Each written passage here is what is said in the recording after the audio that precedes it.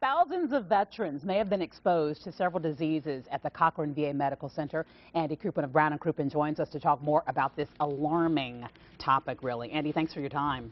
Anytime. So we know that this is a dirty dental equipment issue, and that patients were treated with the equipment that was not properly sterilized. That's what we know thus far. Right, right. And so does it appear that Cochrane knew sometime before they sent letters to the veterans? Yeah, I mean, this whole thing is just so troubling. You know, to take dental equipment that you know has the potential to carry disease and to treat it like it's a knife with peanut butter on it and just rinse it off and think that that's okay.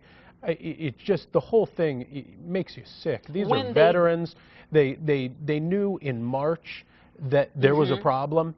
They say they wanted to kind of figure out the scope of the problem before they let everybody know, and waited several months before they then let people know. So that means if somebody's running out there exposed, they could be exposing other people during that time period. They should have known immediately. And we're clear that it's not that they didn't have procedures in place. They did have a sterilization procedure that as we understand it, was simply not being used. Yeah, that's what's even scarier. If it was just some employee that misunderstood the rules, but this is a hospital facility who didn't understand how to properly sterilize things to protect the patients, the veterans who are their patients who they're treating. Is there liability because they knew and then months passed and then they send out letters to the veterans, about 2,000?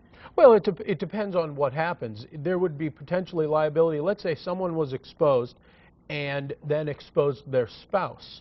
You know, let's say they had contracted HIV, now their spouse has HIV. You know, during that time period that they knew and didn't tell people, you know, there could be some liability there for others outside of the clinic. I'm not sure that there's liability just for the lack of information if there's no further harm. And we, you know, we have said this many times about our country. We are rather litigious. People sue over anything. But in this case, your law firm, why would any law firm, yours is interested in it, why would any law firm be interested in possibly helping veterans who maybe were exposed? Well, I think the country is, I think in some people's minds, very litigious. I think in this situation, you're not going to find many people who disagree with what we're doing here. You know, these are people who serve their country and now are going to get medical treatment that the government is providing for them because of that service, and exposing them, you know, the perils of war, they escape that, but now they come home and, to be put in get a root canal and get exposed, possibly. What's more noble than helping the people who helped us make the country what it is today? Most of these people are 100% disabled because of their service in the war. All right. Thank you very much. Oh, thank you. This is just terrible. This issue will continue for some months to come. If you have a legal question for Brown & Crouppen, email us right here.